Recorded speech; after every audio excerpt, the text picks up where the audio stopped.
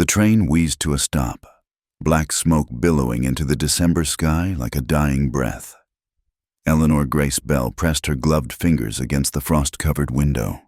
Watching Silver Hollow emerge through the haze, a collection of weathered buildings huddled against the Wyoming wind like old men sharing secrets.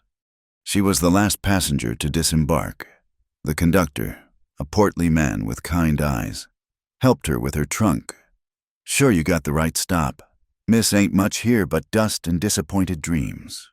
Eleanor managed a thin smile, adjusting the high collar of her traveling dress to better conceal the scar that ran from her left ear to her collarbone. "I have correspondence confirming my position. Thank you for your concern." The platform was empty, save for a mangy dog that limped away at her approach. She'd expected someone from the church to meet her. Reverend Tobias Hartley had been so enthusiastic in his letters about bringing proper education to Silver Hollow. The town needed a librarian. He'd written, someone to civilize the place with books and learning. Wind cut through her wool coat as she dragged her trunk down the main street. The few souls brave enough to venture out in the cold watched her from beneath hat brims and shawl edges. A woman sweeping her storefront stopped mid-motion, eyes tracking Eleanor's progress like she was some exotic creature escaped from a traveling show. The church sat at the end of the street, its white paint peeling like old skin. Eleanor knocked, the sound hollow in the winter air. No answer. She knocked again, harder this time, her knuckles protesting against the cold wood. "Ain't nobody there," a voice called out. Eleanor turned to find a boy, maybe 12, wearing clothes too big for his frame. "I'm looking for Reverend Hartley. I'm expected." The boy scratched his head. "Reverend's been gone near 3 weeks now. Went to Denver for his lungs. Miss Nancy's been playing the organ Sundays, but that's about all the church-going we got." The trunk suddenly felt heavier. Eleanor's throat tightened. The library, he wrote about establishing a library. "That old building."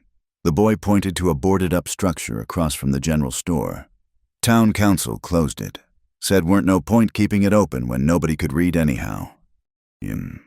Eleanor stood there, her carefully planned future unraveling like a spool of thread dropped from great height. 27 years old, 2,000 miles from New York, with $43 to her name and nowhere to go. The scar on her neck throbbed with phantom pain. Remembering another December day when everything had fallen apart, when Jonathan had seen her without her high collars and careful arrangements of lace, had seen what the carriage accident had done, and suddenly remembered urgent business in Boston. "You all right, miss?" She realized she'd been standing there long enough for ice to form on her eyelashes. "Is there a hotel, a boarding house?" Mrs. Whelan runs rooms above the saloon, but..." The boy's expression suggested this wasn't a suitable option for a lady. "Most decent women stay with family if they got any." Eleanor had no family. Not anymore. Her parents had died of fever 2 summers past, leaving debts that consumed their modest estate. The position in Silver Hollow had seemed like Providence, a chance to start fresh, where no one knew about her broken engagement or the whispers that followed her through New York society. The scarred spinster, the pitiable Miss Bell. She gave the boy a penny for his trouble and began walking, though she had no destination in mind. The town was smaller than she'd imagined, one main street with a few mud-packed lanes branching off like broken fingers. The saloon leaked piano music and male laughter. The general store's windows displayed goods covered in a fine layer of dust. Everything felt temporary, as if the whole town might blow away come spring. Near the edge of town, where buildings gave way to endless white plains, Eleanor found herself outside a large barn. The sound of horses and the smell of hay offered odd comfort, familiar things in an alien landscape. She stood there, trunk at her feet, watching her breath cloud in the air. When the barn door opened, the man who emerged was tall in the way of someone who'd learned to accommodate a world built for smaller people. His shoulders curved forward slightly, and he moved with the careful precision of someone managing old pain. Dark hair fell across his forehead, and his eyes gray as the winter sky took in her presence with neither surprise nor welcome. Lost. His voice was low, roughened by weather or disuse. Eleanor's prepared explanation died. What was the point? Yes, I suppose I am. He studied her for a long moment, taking in the quality of her dress, the New York cut of her coat, the trunk that clearly held everything she owned. Train comes back through on Thursday. I have employment here. I was to be the librarian. Something shifted in his expression, not quite sympathy, but recognition, perhaps. Library's been closed since August. So I've learned. Eleanor lifted her chin, a gesture of pride that had become habit. I don't suppose you know of anyone requiring help I can read, write, do figures. I can teach children. Or keep books for a business. Or, can you cook? The question surprised her. Yes, nothing fancy, but yes. He nodded slowly, as if working through some internal calculation. Got a room above the feed store. Ain't much used to be for the hired hand before I stopped hiring hands. You can stay there tonight. Figure out your Thursday plans in the morning. Eleanor knew she should refuse. Accepting lodging from a strange man went against every principle of propriety she'd been taught. But propriety assumed options, and she had none. That's very kind. I can pay. Don't want your money. He moved past her, lifting her trunk with an ease that belied his curved posture. Name's Colt Maddox. Run the horse ranch north of town. Eleanor Bell. She followed him, noting how he favored his left side slightly, how his coat hung loose on a frame built for more flesh than it currently carried. Mr. Maddox, why are you helping me? He paused at the door of a narrow building beside the barn. Maybe because I know what it's like to arrive somewhere expecting one thing and finding another. He set down her trunk and worked the lock. Or maybe because it's too cold to stand around watching someone freeze to death on principle. The room was sparse but clean, a narrow bed with a patchwork quilt, a small stove, a table with one chair. A window looked out over the endless snow-covered plains. It smelled of grain and loneliness. Pumps out back for water, privy too. I'll bring wood for the stove. He turned to leave, then stopped. Don't light any lamps where they can be seen from the street. People talk. I understand. Eleanor understood too well. People always talked. After he left, she sat on the edge of the bed and finally allowed herself to feel the full weight of her situation.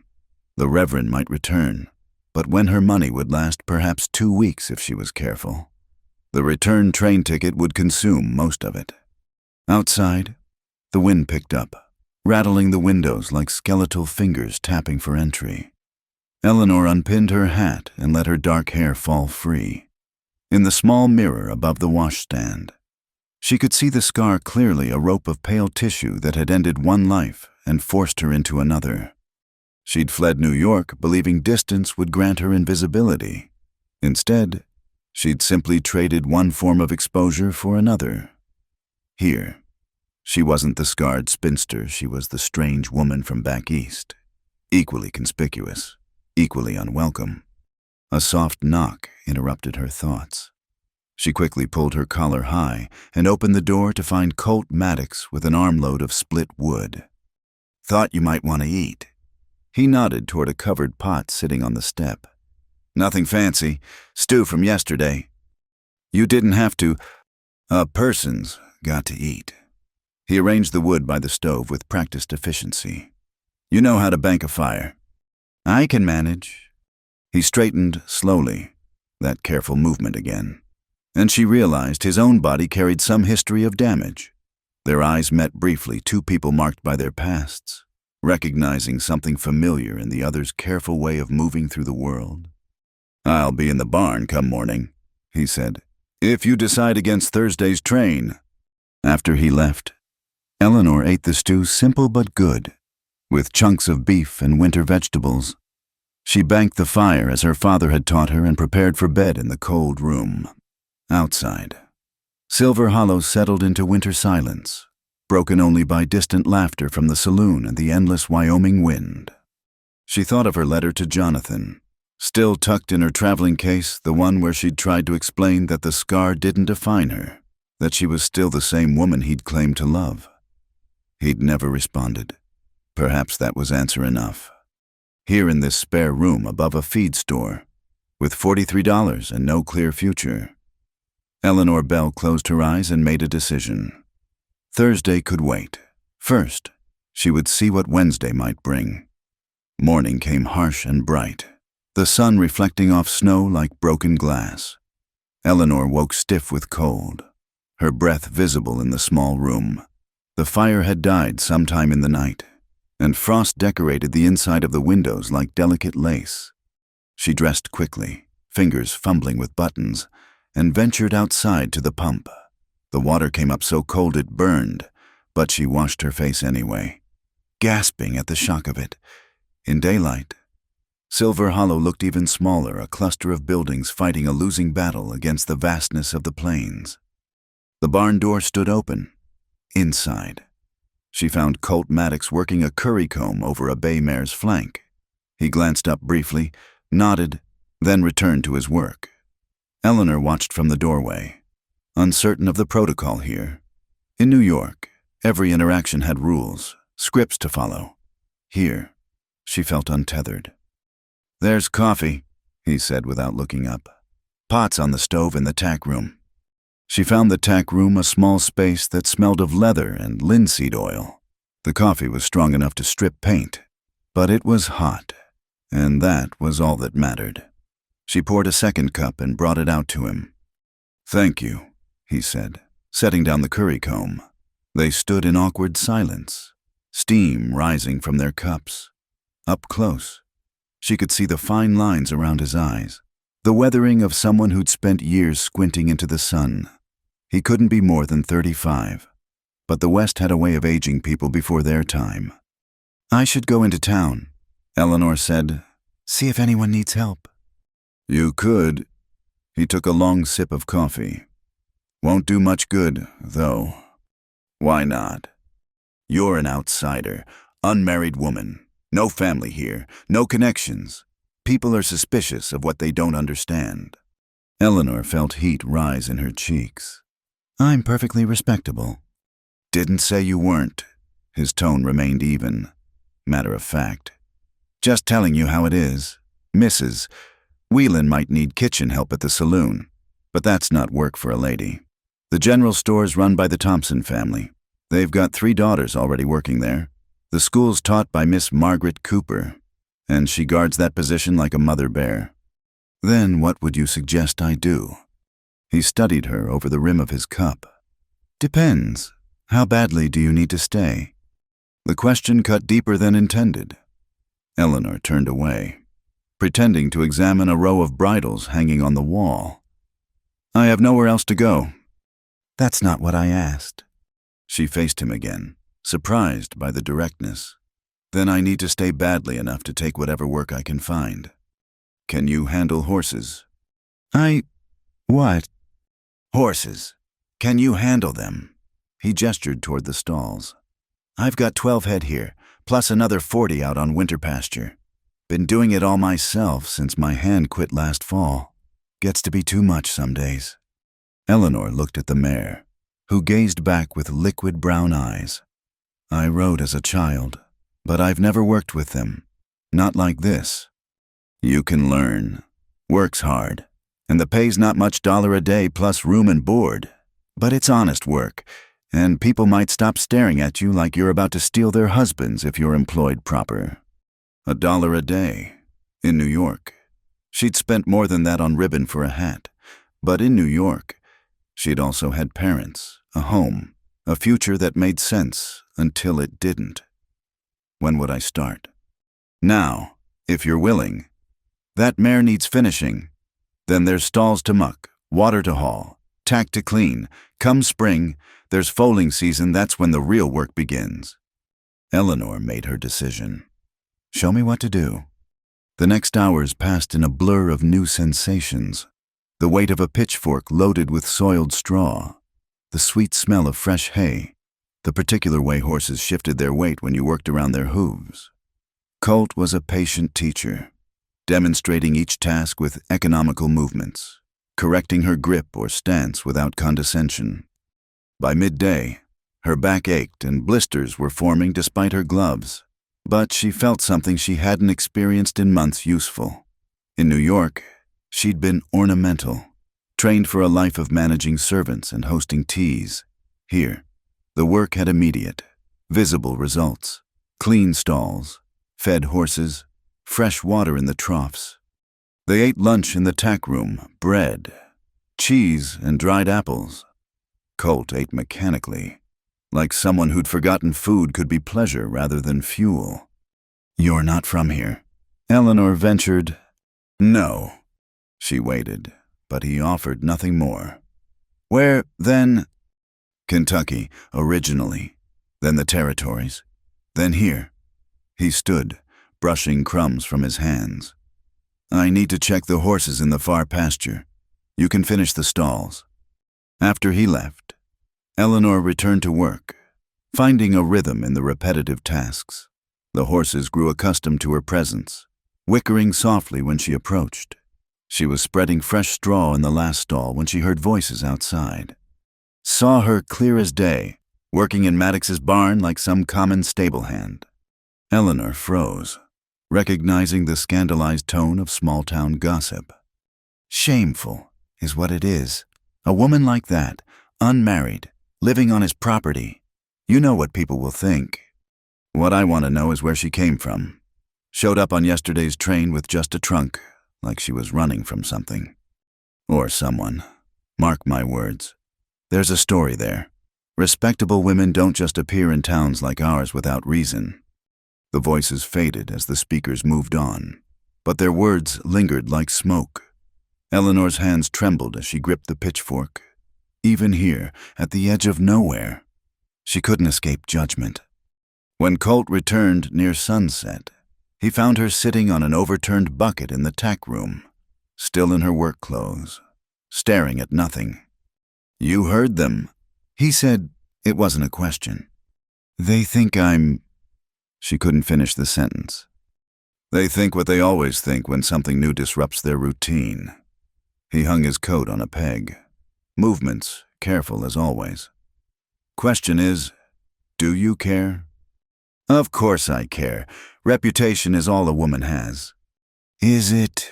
He turned to face her. "Seems to me you already lost that, or you wouldn't be here." The words stung because they were true. Eleanor stood abruptly. "I should go." "Where?" She had no answer. He waited, patient as he'd been all day while teaching her to curry a horse or properly lift a water bucket. Finally, she sank back onto the bucket. "Why are you helping me?" she asked. "Really?" Colt was quiet for a long moment, then slowly reached up and unbuttoned his collar. The scar revealed itself in the lamplight, a vicious line across his throat, partially hidden by beard but unmistakably there. "Apache raid, 8 years ago," he said quietly. "I was carrying mail between Fort Laramie and Cheyenne. They got most of us. I survived, but—" He gestured vaguely at himself. "Damage was done. More than just this, my back, ribs, things that didn't heal right." Eleanor found herself holding her breath. "Had a girl back in Kentucky, Mary, wrote her faithful for 2 years, and she wrote back. Then I came home on leave, and she saw what I'd become. The way I couldn't stand straight anymore. Couldn't dance with her at the harvest social. She was kind about it, said she'd gotten engaged to a merchant's son, that she'd been meaning to write." He rebuttoned his collar with steady hands. "So I know what it's like to be looked at and found wanting, to have folks whisper about what's wrong with you instead of seeing what's right." "I'm sorry," Eleanor whispered. "Don't want your pity. Just want you to understand you're not the only one in this town carrying damage. Difference is, I stopped caring what they think. You want to survive here? You'll need to do the same." Outside, the wind picked up again, rattling the walls. Eleanor pulled her shawl tighter. "It's not that simple." "Never said it was simple. Said it was necessary." He moved to the stove, adding wood with practiced efficiency. "You did good work today.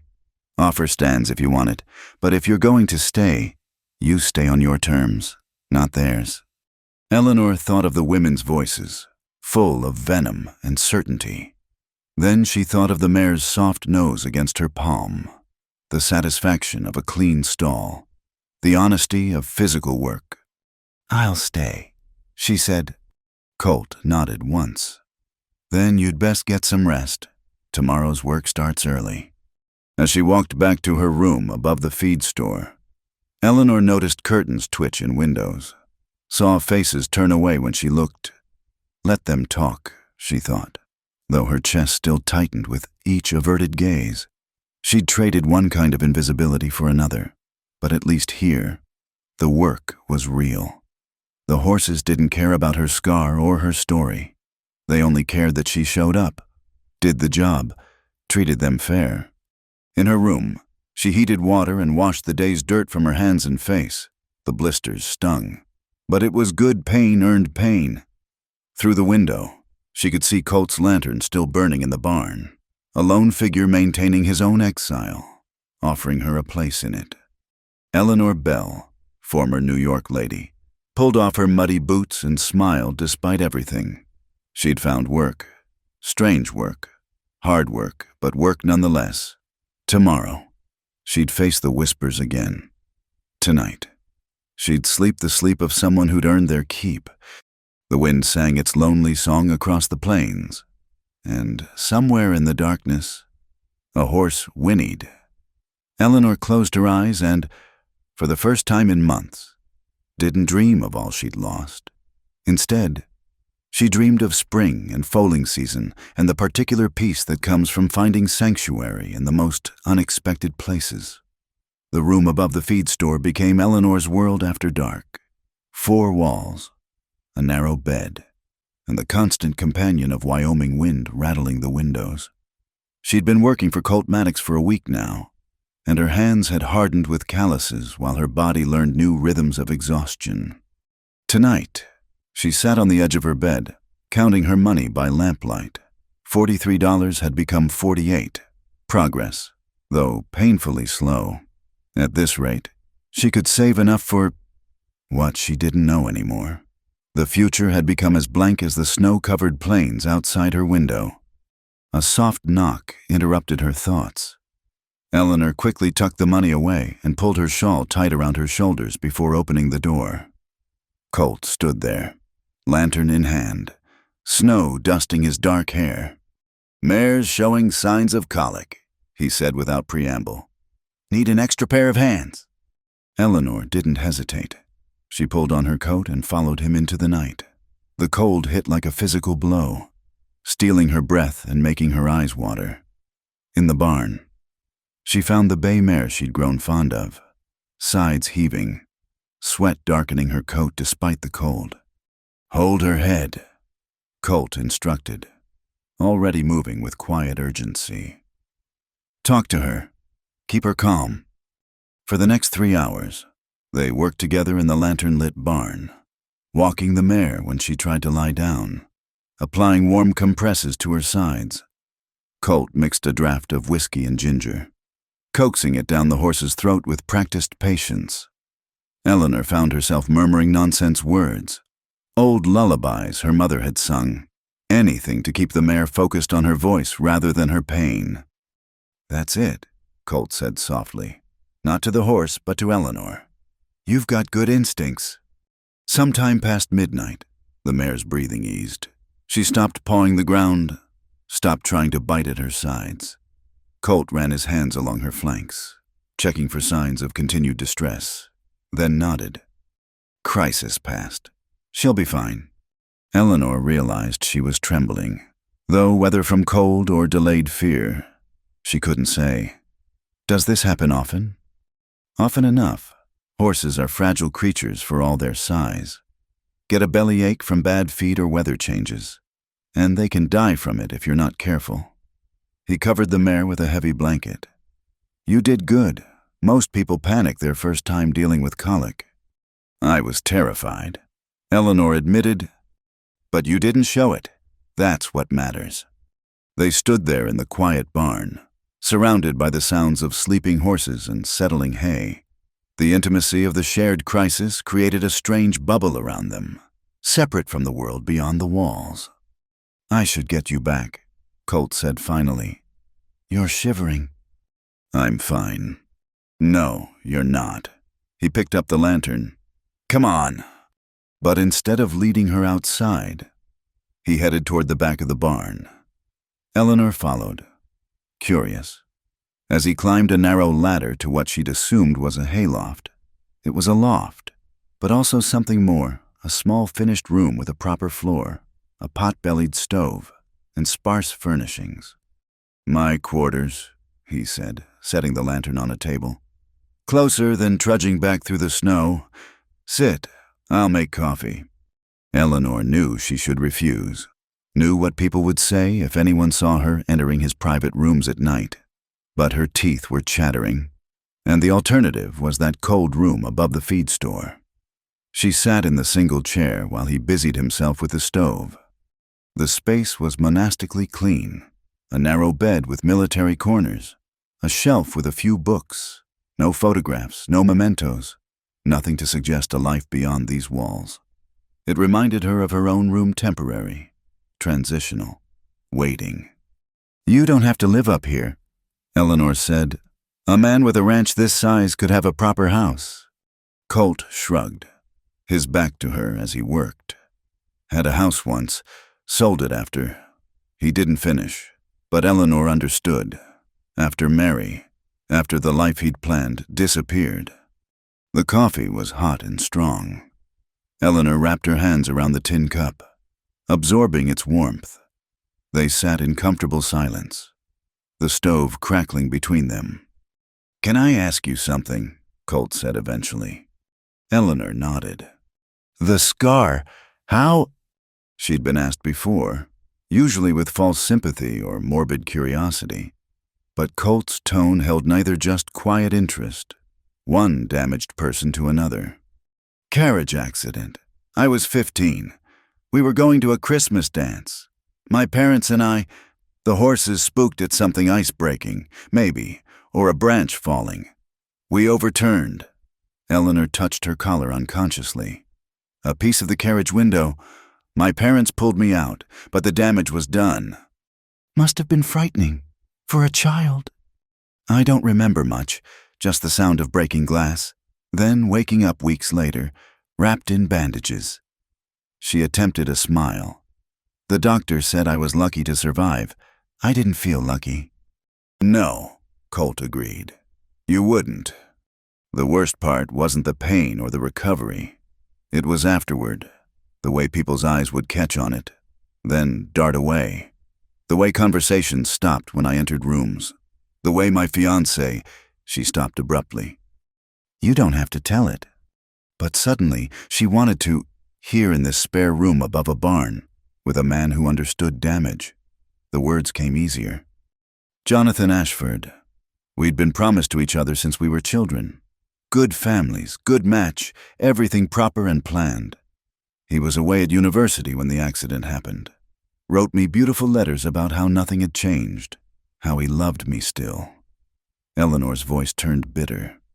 "Then he came home for Christmas and saw me without my high collars, saw what I really looked like. He tried to hide his revulsion, but I saw it. We both pretended for a few weeks. Then he remembered urgent business elsewhere. The engagement quietly dissolved. My parents never blamed me, but I saw their disappointment." "Their disappointment in him, maybe not you." Eleanor shook her head. "They'd planned my life so carefully. Good marriage, good home, children, grandchildren. Instead, they got a scarred daughter no one would marry. When they died, I think they were still hoping I'd find someone who could look past it." "Is that why you came west looking for someone?" "No." The word came out sharper than intended. "I came west to stop looking, to find work, purpose, something beyond being the poor bell girl with the ruined face and ruined prospects." Colt was quiet for a long moment. Then he stood, moving to the small window that looked out over the snow-covered plains. First time I saw myself after the raid. I didn't recognize the man in the glass. Not just the scars, everything was wrong. The way I stood, moved, breathed, like my body had betrayed me, turned into something foreign. "Yes," Eleanor whispered. "Exactly that. Took me 3 years to stop hating mirrors, another 2 to stop flinching when people stared. Even now." He turned back to her. "But the horses don't care. Neither does the work. And on good days, I forget to care either." "Is today a good day?" He considered this, better than most. The wind picked up outside, howling around the corners of the barn. Eleanor should go every moment she stayed increased the risk of discovery, of scandal. But the room was warm, the company unexpectedly comfortable, and the thought of that cold, lonely room above the feed store made her want to weep. "I should stay." The word came out rough, unexpected. Colt looked as surprised as she felt. "I mean, wait out the worst of the wind. Another hour won't matter." Eleanor knew he was wrong. Every hour mattered in a town that fed on gossip like cattle on grain. But she stayed anyway, settling back in the chair while he added wood to the stove. They talked about safer things: the horses, the coming spring, the books on his shelf, mostly veterinary texts, and one well-worn copy of Virgil's Georgics. "I wanted to be a teacher once," Colt said. "Before the army. Before all this.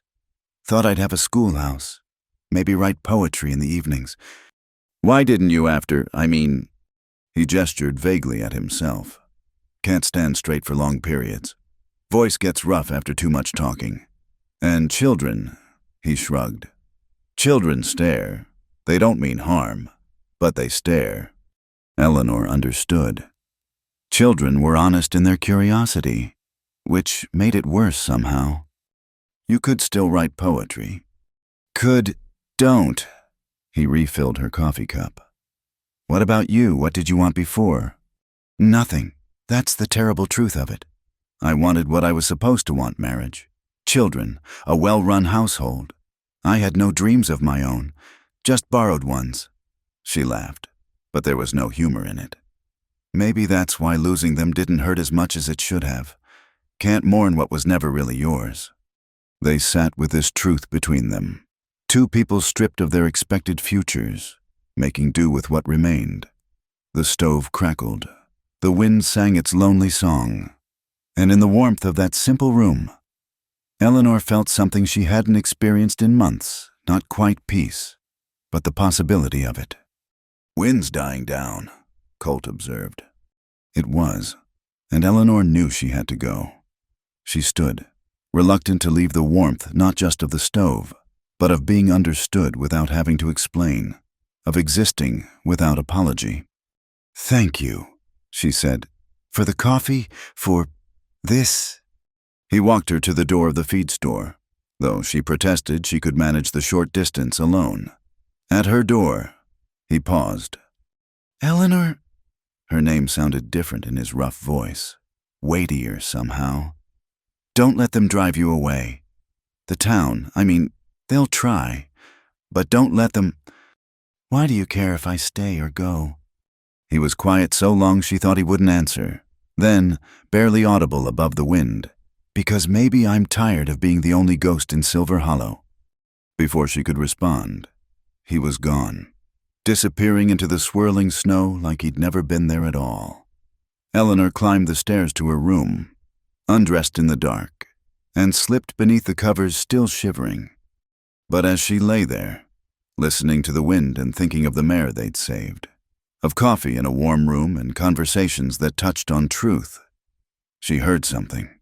Soft footsteps on the stairs, then silence, then, so quiet she might have imagined it, a whisper at her door. "Don't close your eyes yet." Her heart hammered, but before she could rise, the footsteps retreated.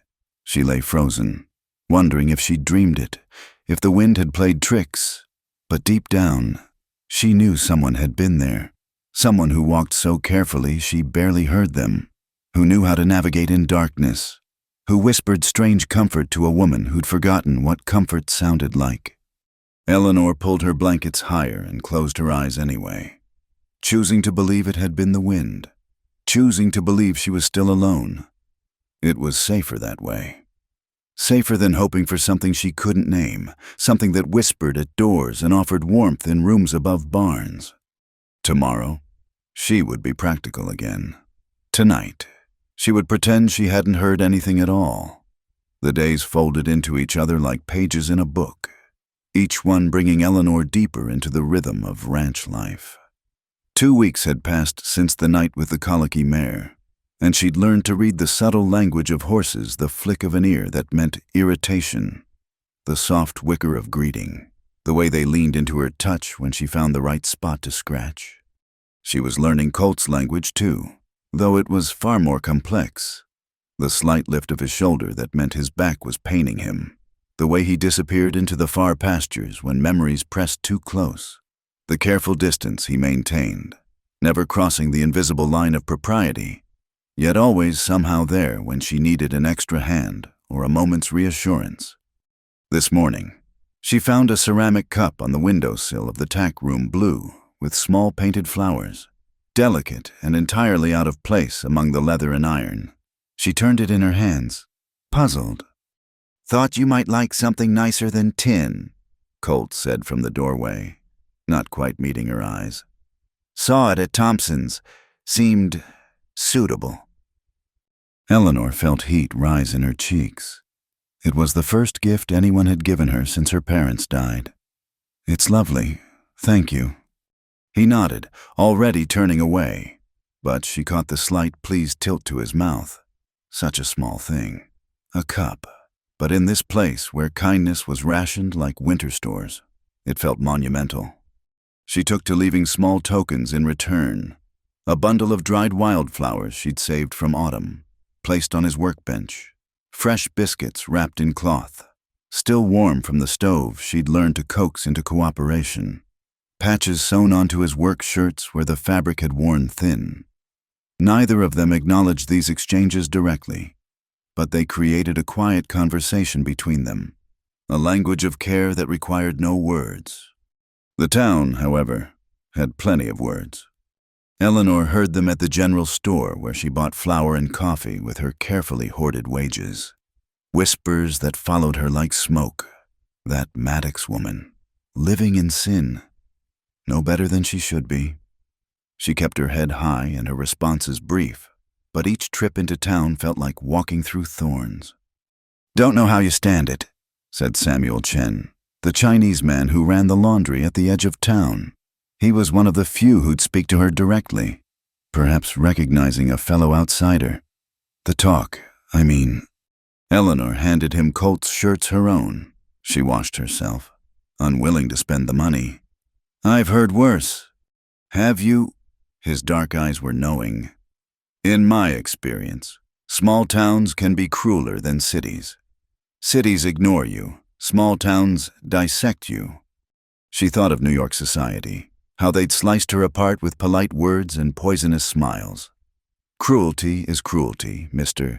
Chen. Geography just changes its costume. He smiled at that. "You're tougher than you look, Miss Bell." "I'm learning to be." That evening, Eleanor was mending harnesses in the tack room when she heard Colt in the barn, talking low and steady. She peered out to find him working with a young gelding, a half-wild thing he'd bought cheap from a traveling trader. The horse was all nerves and suspicion, ears flat, eyes rolling white. "Easy now," Colt murmured, standing perfectly still in the center of the corral. "Nobody's going to hurt you. Just want to see who you are under all that fear." Eleanor watched, transfixed, as he worked, never pushing, never forcing, just existing in the space until the horse's curiosity overcame his terror. An hour passed, maybe more, before the gelding took a tentative step forward, then another. Finally, he stretched out his neck and lipped at Colt's outstretched hand. "That's it," Colt said softly. "See, world's not ending just because you decided to trust a little." Eleanor felt her throat tighten. She understood suddenly that he wasn't just talking to the horse. Later, As they ate their simple supper in the tack room, she asked, "How do you do it, make them trust you?" "Patience," he said, "and understanding that trust ain't about deserving it. It's about being steady enough that they can risk believing in you." "Were you always good with horses?" "No, learned during the war." He paused, and Eleanor knew better than to push. Colt's stories came in fragments, pieces of a life dolled out like precious coins. "Cavalry unit, spent more time with horses than people. Found I preferred it." "Even now?" He looked at her directly then, those gray eyes holding depth she couldn't read. "Not always." The moment stretched between them, taut as wire. Eleanor felt something shift in her chest, a sensation both thrilling and terrifying. She stood abruptly, busying herself with clearing the dishes. "I should go. Early morning tomorrow." "Eleanor," her name again, waited with something unspoken. "Stay a moment. There's something I need to show you." He led her outside, around the barn to a small structure she'd noticed but never investigated. Inside was chaos boards, tools, half-finished furniture, and the sharp smell of sawdust. Colt lit a lantern, illuminating the space. "Been working on something," he said, unusually hesitant. "Thought maybe, well, look for yourself." In the corner, covered by a canvas, stood a tall structure. Colt pulled the covering away to reveal bookshelves beautiful, simple, sturdy shelves that reached nearly to the ceiling. The wood was smooth, carefully joined, with subtle decorative touches that spoke of hours of patient labor. "The library's gone," he said quietly. "But that doesn't mean Silver Hollow can't have books. Thought maybe we could start small. Put these in the empty room above the mercantile Thompson owes me for horse training. People could borrow books, maybe donate what they've finished reading." Eleanor touched the wood, running her fingers along the perfect joints. "You built these." "Used to make furniture, before another life." He shifted, uncomfortable with scrutiny. "It's not much, but it's a start. If you wanted to run it, that is, wouldn't pay anything at first, but maybe in time." "Colt," she turned to face him, overwhelmed. "This must have taken weeks." "Started the day after you arrived." He wouldn't meet her eyes. "Figured if you stayed, you'd need something more than mucking stalls, something that used what you were trained for." Eleanor felt tears threaten. In all her life, no one had ever built something just for her, not even Jonathan, with all his pretty words, had ever created anything with his own hands meant for her happiness. "I don't know what to say." "Don't say anything. Just consider it. Town needs books. You need purpose beyond horses. Seems a fair trade." They stood there in the lamplight workshop, surrounded by the evidence of his quiet faith in her staying. Eleanor wanted to thank him properly, wanted to express what this meant, but the words tangled in her throat. Instead, she reached out and touched his hand where it rested on the shelf. He went very still, looking down at her fingers against his. His hands were scarred, calloused, marked by work and weather. Hers had grown rough too in the past weeks. No longer the soft hands of a lady. Working hands now, capable hands. "Thank you," she whispered. He turned his hand palm up, let their fingers interweave for just a moment. The touch was electric, sending warmth up her arm and into her chest. Then, as if remembering himself, he gently pulled away. "It's late. I'll walk you back." They crossed the yard in silence, but it was a different silence than before, charged with possibility, with things acknowledged if not spoken. At her door, Colt paused. "Eleanor, I need you to know something." He seemed to be choosing his words carefully. "Whatever people say, whatever they think they know about us, none of that matters to me. But it might matter to you, and I'd understand if—" "It doesn't matter to me either." The words came out fierce, surprising them both. "Let them talk. I'm tired of living my life by other people's rules." Something shifted in his expression, relief, maybe or recognition. All right, then. After he left, Eleanor climbed the stairs to her room, her mind full of bookshelves and possibilities. She prepared for bed in a daze, still feeling the phantom pressure of his hand in hers. She was nearly asleep when she heard it again, those careful footsteps on the stairs. Her heart jumped, but she forced herself to lie still. The footsteps paused at her door. "Don't close your eyes yet," came the whisper, clearer this time. Definitely Colt's voice, rough and low. "Not until you know how much you matter. Not until you understand that someone sees you, really sees you, and finds you perfect in your imperfection." Eleanor held her breath, waiting, but the footsteps retreated again. She lay in the darkness, tears sliding silently down her cheeks. Not from sadness, but from the overwhelming relief of being known, being seen, being found worthy despite everything. She thought of the bookshelves, built with patient hands during the long winter evenings, of the cup with painted flowers, of a man who spoke to frightened horses and damaged women with the same gentle certainty. Tomorrow, she would pretend again that she hadn't heard. They would work side by side, maintaining careful distance, building something that might be friendship or might be more. But tonight, in the darkness, she held his whispered words like precious stones, turning them over in her mind until sleep finally claimed her. In her dreams, she stood in a library filled with books and sunlight, and someone who walked carefully but stood proud was shelving volumes beside her, and neither of them bore any scars at all. Spring crept across the Wyoming plains like a cautious visitor, unsure of its welcome. The snow retreated in patches, revealing brown earth and the first brave shoots of grass.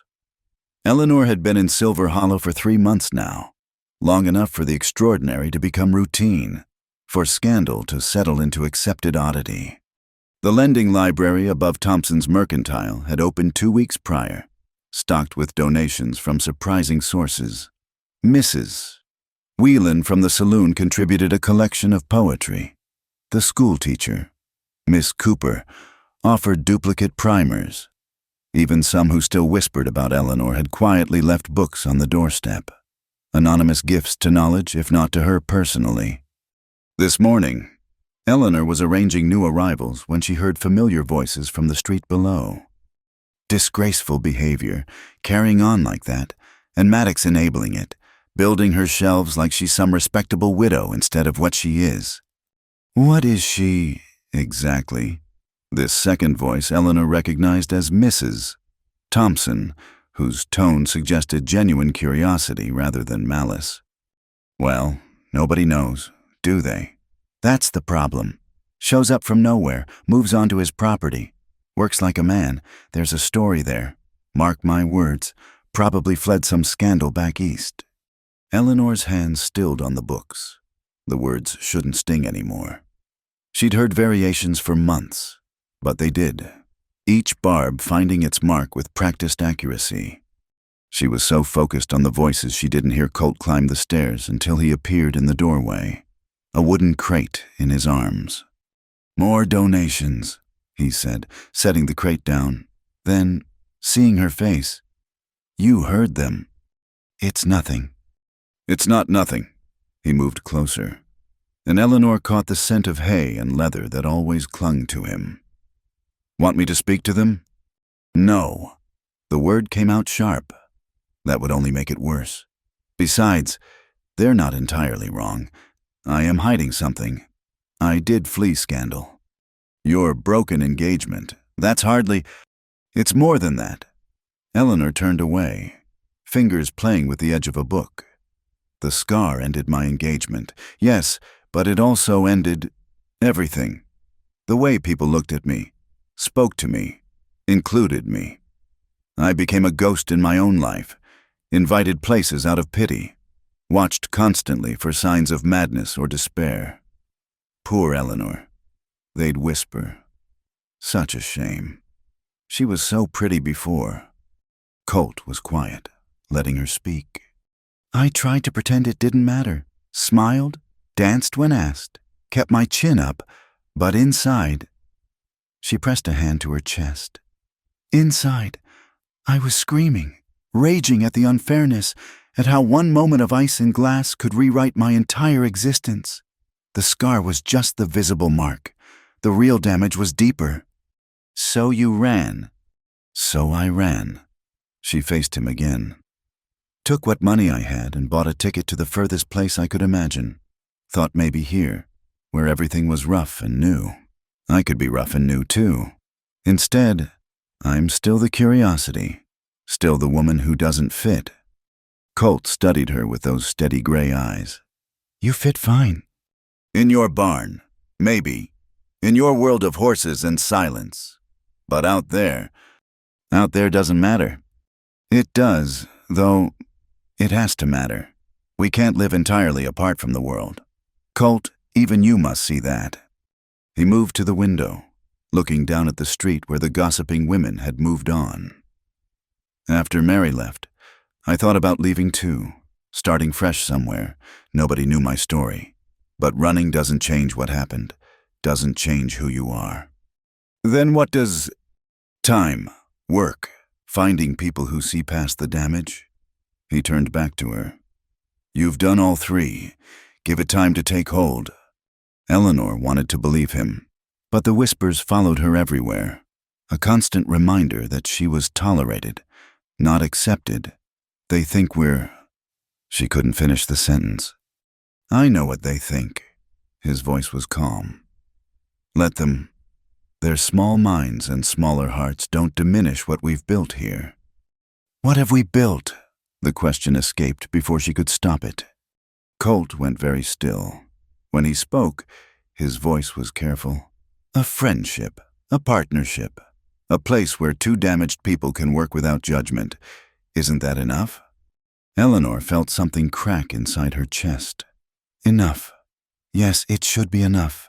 It was more than she'd had in New York, more than she'd dared hope for when she stepped off that train. But standing here in the soft morning light, watching the careful way he held himself apart, she realized she wanted more, wanted things she couldn't name without risking everything they'd built. Yes, she lied. It's enough. Something flickered in his eyes. Disappointment, relief, she couldn't tell. He moved toward the door, then paused. There's a mare foaling tonight. Might need help if you're willing. Of course. After he left, Eleanor sank into the chair behind her makeshift desk. The donated books surrounded her, evidence of a small victory. People might whisper, but they also read. Children climbed the stairs after school, shy at first but warming when she recommended stories. Women who wouldn't speak to her on the street borrowed novels and left thank-you notes. Progress, she reminded herself. Slow as spring, but real. The day passed quietly. A few visitors, a few borrowed books, long stretches of solitude with her own thoughts. As evening approached, Eleanor closed the library and made her way back to the ranch. She found Colt in the foaling stall with a black mare who paced restlessly, sides dark with sweat. He looked up as she entered, relief clear on his face. Started early? Going to be a long night? Eleanor had assisted with 3 foalings now, but the miracle of it still caught her breath. The mare's struggle, ancient and profound. Colt's quiet competence. Hands gentle but sure. The way life insisted on arriving despite everything. Hours passed. The mare labored, and they waited, speaking in low voices when they spoke at all. Eleanor boiled water, prepared clean cloths, held the lantern when Colt needed to check the foal's position. Turns wrong, he muttered, worry creeping into his voice. Need to help her. What followed was brutal in its intensity. Colt working to reposition the foal while the mare thrashed. Eleanor holding the horse's head, whispering reassurances she wasn't sure either of them believed. Blood and fluid, and the sharp smell of fear. Then, suddenly, success. The foal slipped free in a rush, landing in the straw with a wet thud. For a terrible moment, it didn't move. Come on, Colt breathed, rubbing the small body vigorously. Come on, little one. The foal gasped, shuddered, and began to breathe. Eleanor felt tears on her cheeks as she watched it struggle to coordinate impossibly long legs. Within minutes, it was trying to stand, instinct driving it upward despite repeated falls. "There we go," Colt said softly, sitting back on his heels. His shirt was soaked with sweat and other things, his face drawn with exhaustion, but he was smiling. "Welcome to the world." They watched together as mare and foal found each other. The ancient dance of recognition and acceptance. The mare, exhausted but alert, nosed her baby with careful attention. The foal, finally steady on its legs, began to nurse. "Gets me every time," Colt admitted. "All the foals I've seen, and it still feels like witnessing a miracle." Eleanor looked at him in the lantern light, disheveled, exhausted, genuinely happy, and felt her heart turn over completely. "Colt, Shh." He held up a hand, but gently. "I know, but not here, not like this. Some things deserve better than a barn at 3 a.m. She closed her mouth, understanding flooding through her. He knew, of course he knew, just as she knew why he climbed her stairs at night but never knocked, why he built her bookshelves but wouldn't admit what they meant, why he held himself so carefully apart despite the obvious pull between them. They were both so afraid, not of each other, but of hope, of reaching for something that might be snatched away. Easier to maintain the careful balance, the unspoken understanding, than risk the devastation of another loss. "When?" she asked quietly. "When we're both ready to stop running from possibility?" He stood, brushing straw from his pants. "When you believe you deserve to be happy. When I remember how to be brave about something other than horses." Eleanor nodded, accepting this truth between them.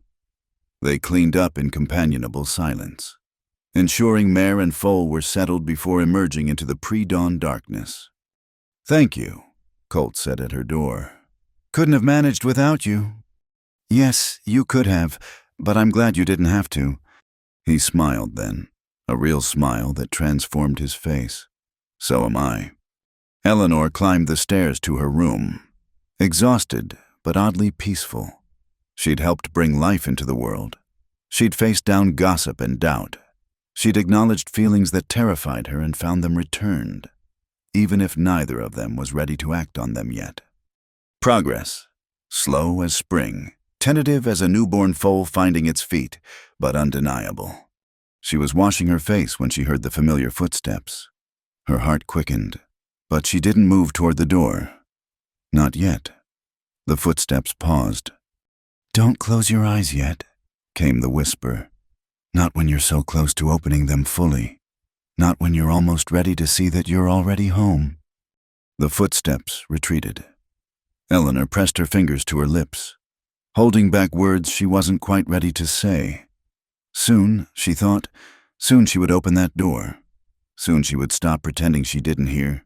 Soon they would both be brave enough for whatever came next.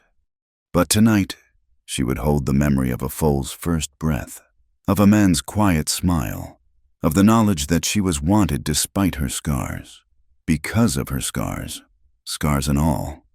She closed her eyes and dreamed of spring arriving fully, of doors opening, of words finally spoken in daylight instead of darkness. The old letters were tucked inside a copy of Livestock Diseases and Their Treatment, hidden like pressed flowers between pages about hoof rot and colic. Eleanor found them by accident while reorganizing the shelves Colt had built for the tack room, a smaller version of the library shelves, meant for his veterinary texts and ranch records. She shouldn't have read them. The moment she recognized the feminine handwriting, she should have closed the book and moved on. But Mary's name at the bottom of the first letter held her like a magnet. Asterisk, my dearest Colt, your last letter filled me with such joy. Yes, 1,000 times, yes, I will wait for you. Papa thinks you're too wild, too fond of your books and big ideas. But I know better. I know the gentleness in you, the way you see beauty where others see only prairie grass and endless sky. Eleanor sank onto a hay bale, the book heavy in her lap. She turned the page, finding another letter. This one dated 2 years later.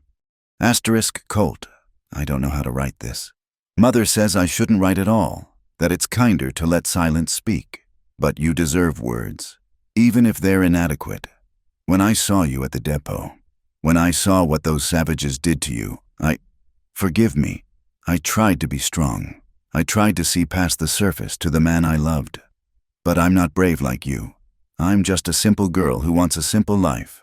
And I fear that's no longer possible with you. Henry Morrison has asked for my hand. The letter went on, full of justifications and apologies. But Eleanor couldn't continue. She closed the book carefully, her chest tight with second-hand pain. No wonder Colt held himself apart. No wonder he whispered at doors but wouldn't knock. Find what you were looking for. Eleanor startled, nearly dropping the book. Colt stood in the doorway, his expression unreadable. I'm sorry, I was organizing and the letters fell out. It's all right. He moved into the room, taking the book from her hands with surprising gentleness. Ancient history now. Is it? He was quiet for a moment, running his thumb along the book's spine. Mary wrote me for 2 years while I was stationed at Fort Laramie. Beautiful letters, full of plans for our future. A house with white curtains, children, a garden where she'd grow roses like her mother's. He looked up at Eleanor. Simple dreams, good dreams, just not meant for someone who came back complicated. She was a fool. The words came out fierce, surprising them both. Colt's eyebrows rose. A fool, Eleanor repeated, standing. To look at you and see only damage, to think scars made you less than what you were. She saw clearly enough. I couldn't give her what she wanted, the standing straight at church socials, the dancing at harvest festivals, the husband who'd match her simple dreams with his own.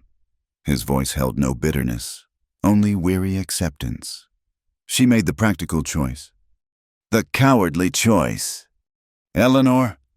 No. She moved closer, anger burning in her chest, not at him, but for him. I know about cowardly choices. Jonathan made one when he decided my scar made me unsuitable for New York society. But at least he was honest in his shallowness. This Mary. Writing about love and gentleness while planning to abandon you, that's worse. That's cruelty dressed up as kindness. Colt set the book aside, studying her with those gray eyes that saw too much. Why does it matter to you what Mary did or didn't do? Eleanor felt heat rise in her cheeks, but didn't look away. Because you still carry it, because you build beautiful things but hide them in workshops, because you climb stairs at night but won't knock on doors, because you've let one woman's cowardice convince you that you're not worth loving. The silence stretched between them, taut as new wire. Then Colt laughed a short, rough sound. And have you stopped letting Jonathan's choice define you? The question hit like cold water. Eleanor opened her mouth, then closed it. He was right, of course. She preached bravery while maintaining her own careful distances, her own protective walls. I'm trying, she said finally. So am I. He picked up the book again. I kept the letters as reminders. Not of her, but of who I used to be. The man who wrote poetry and believed in simple futures. Sometimes I forget he existed at all. He still exists. Eleanor touched the book's cover lightly. He builds libraries for displaced women. He saves colicky mares and whispers kindness to broken horses. He just does it all more carefully now. Something shifted in Colt's expression, a softening, a recognition. Eleanor, I know we're not ready. She spoke quickly, before courage failed.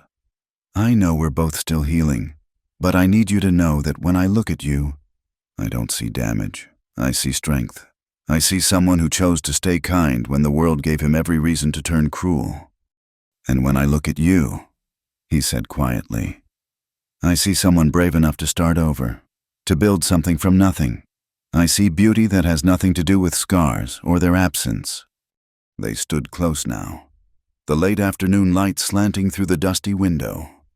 Eleanor could see the fine lines around his eyes, the silver threading through his dark hair, the careful way he held his shoulders.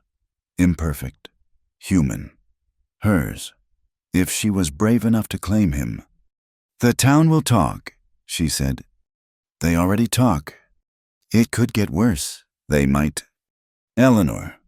He reached up, fingers ghosting along her jaw. Not quite touching. "I spent 8 years letting other people's opinions shape my life. 8 years alone because one woman couldn't see past surface damage. I'm done with that. Question is, are you—" She thought of the whispers that followed her through town, the speculation and judgment, the constant weight of being watched and found wanting. Then she thought of this man who built her shelves and brought her tea in painted cups, who trusted her with his horses and his silence, who climbed her stairs at night just to remind her she was seen. "Yes," she said, "I'm done with that too." His hand settled against her cheek, thumb tracing the edge of her jaw.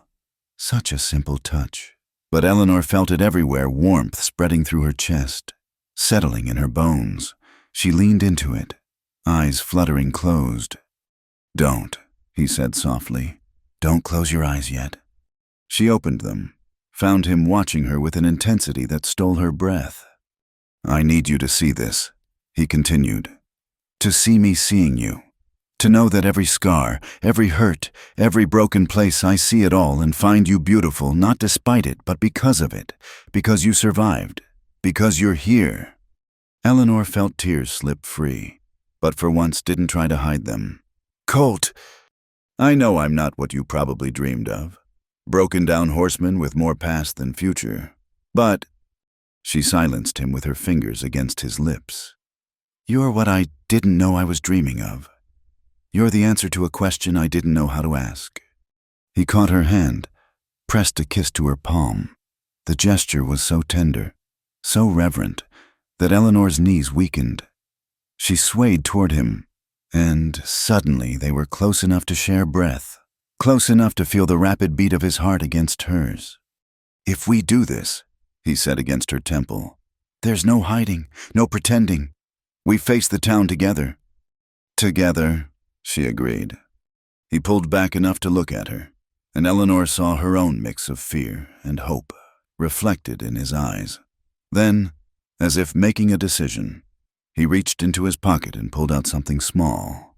A handkerchief, embroidered with careful stitches, still here.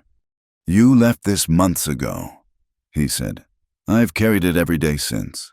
A reminder that staying is a choice, that being present is its own form of bravery." Eleanor traced the letters she'd sewn in those early, uncertain days. "I meant it as a message to myself, to not run when things got hard." It became my message, too. He folded her fingers around the cloth. "We're both still here, Eleanor, despite everything that tried to drive us away. Maybe that means something. Maybe it means everything."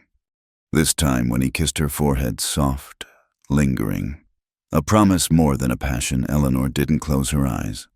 She watched his face, saw the moment when 8 years of careful distance finally crumbled. Saw him choose her, choose this, choose the possibility of a complicated future over the safety of continued solitude. Outside, the afternoon was fading into evening. Soon it would be time for evening chores, for the familiar rhythm of ranch life, but for now, they stood in the dusty tack room, surrounded by the evidence of 2 careful lives, his veterinary books and her lending library ledgers, his mended bridles and her embroidered gifts, all the small ways they'd been building toward each other without admitting it. "Tonight," Colt said quietly, "when I climb your stairs, I'll open the door." He smiled then, that rare, transformative expression that made him look years younger. "Good. I'm tired of talking to wood." Eleanor laughed, surprising herself with the sound. When was the last time she'd laughed freely, without calculation or care for who might hear? They parted reluctantly, returning to their separate tasks with new awareness crackling between them. But as Eleanor climbed the stairs to her room that night, she felt the weight of anticipation rather than loneliness. True to his word, The footsteps came, but this time, when they paused at her door, Eleanor was already there. She opened it to find Colt standing in the dim hallway, looking as nervous as a schoolboy. "Don't close your eyes yet," he said, voice rough with emotion. "Not when we're finally ready to see what's been there all along." "I see it," Eleanor whispered. "I see you, I see us." "Good," he said, and finally crossed the threshold they'd both been afraid to breach. The door closed softly behind him, shutting out the world that would judge and whisper. Tomorrow they would face it together. Tonight, they would simply be two people who'd found each other across scars and silence, who'd chosen love over fear, who'd discovered that sometimes the most broken things create the strongest bonds. In the morning, there would be new letters to write, not of abandonment, but of beginning. But for now, there was only this, the quiet understanding that they were both, finally, truly, still here. The storm arrived without warning on a Thursday evening, turning the spring sky black as fresh ink. Eleanor was closing the lending library when the first winds hit, rattling the windows with sudden violence. She quickly secured the shutters and hurried down the stairs, nearly colliding with Mr. Thompson at the bottom. "Best get home quick, Miss Bell," he said, eyeing the darkening sky. "This one's got teeth." But home was a mile away, and the wind was already strong enough to stagger her. Eleanor bent forward, clutching her shawl, and pushed into the gale. Dust and debris whirled around her, stinging her eyes and filling her mouth with grit. The temperature plummeted as if winter had returned for one last assault. By the time she reached the ranch, sleet mixed with snow was falling sideways. She could barely see the barn through the white fury. The small room above the feed store would offer little protection from this kind of storm. She'd learned that during previous blows, when the wind found every crack and the cold seeped through the thin walls like water. She hesitated only a moment before heading to the barn. Colt would be with the horses, making sure they were secure, and the barn, for all its drafts, was built to withstand Wyoming's tantrums. She found him in the main corridor, latching stall doors with practiced efficiency. He looked up as she entered, relief flashing across his face. "Was about to come looking for you," he said, raising his voice above the wind's howl. "This is a bad one." "The horses?" "Secure. Got them all in, even the yearlings from the near pasture." He fastened the last latch and turned to her fully. "You can't stay in that room tonight. Roof's too weak for this kind of storm." Eleanor nodded, trying not to show how grateful she was. 3 days had passed since they'd acknowledged what lay between them. 3 days of careful renegotiation. They worked together as always, but now their hands might brush as they passed tools. He might steady her with a touch to her back as she climbed the ladder to the loft. She might smooth his collar when it turned up wrong. Small intimacies that felt monumental after so much careful distance. But they hadn't been truly alone together. Not since that night when he'd finally crossed her threshold and they'd talked until dawn about everything and nothing. About hopes reassembled from broken pieces and futures that might include each other. "Come on," Colt said, leading her toward the ladder to his quarters. "We'll wait it out upstairs. Safer there." His room was as she remembered, spare, clean, a sanctuary of order. He lit the stove while she stood awkwardly near the door, unsure of the protocol now that their relationship had shifted but not fully transformed. "Sit," he said gently. "This could last hours." Eleanor took the single chair while he settled on the floor near the stove. Long legs stretched out before him. They listened to the storm rage, the barn creaking and groaning like a ship at sea. Somewhere below, a horse whinnied nervously, and Colt tilted his head, listening, but didn't move. "Just Cassie," he said. "She hates storms, but she'll settle." "How can you tell which horse from just the sound?" He smiled slightly. "Same way you can tell which child is at the library door before they knock. You learn the voices of what matters to you." Eleanor felt warmth that had nothing to do with the stove. Am I one of the voices you know? Your step on the stairs, the way you hum when you're thinking, how you tap your fingers when you're reading something you disagree with. His smile deepened. Yes, Eleanor, I know your voices. They fell into comfortable silence, the storm's fury making their small space feel even more intimate. Eleanor found herself studying him in the lamplight, the way he absently rubbed his shoulder when the cold made it ache, how his hands stayed busy braiding and rebraiding a piece of leather cord. Tell me about the poetry, she said suddenly. You mentioned once you used to write it. Colt's hand stilled. That was a long time ago. But you remember it. He was quiet so long she thought he wouldn't answer. Then, voice low, I remember thinking the world was made of words waiting to be arranged, that if I could just find the right combination, I could capture truth like a photograph. What changed? Learned that some truths don't want to be captured. Some things are too big or too broken for words. He looked up at her. Spent a year after the raid trying to write about it, filled 3 notebooks with attempts. Finally burned them all. Why? Because they were lies. Pretty lies. Maybe. But lies all the same. No arrangement of words could make sense of that kind of violence, that kind of loss. Poetry requires meaning, and some things are just meaningless. Eleanor slipped from the chair to sit beside him on the floor. I don't think that's true. No, I think poetry isn't about making sense of things. It's about admitting they don't make sense and finding beauty anyway. She searched for words. Like that foal being born, messy and dangerous and painful, but beautiful too.